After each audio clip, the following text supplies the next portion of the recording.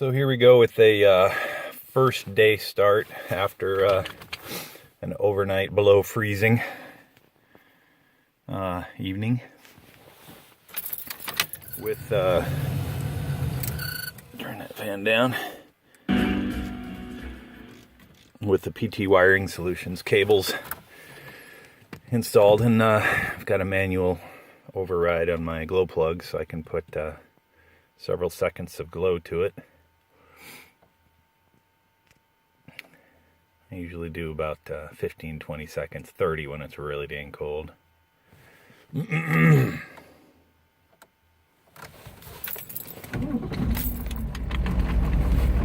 Start right up every morning. Love it. Take care of your truck, don't take care of you.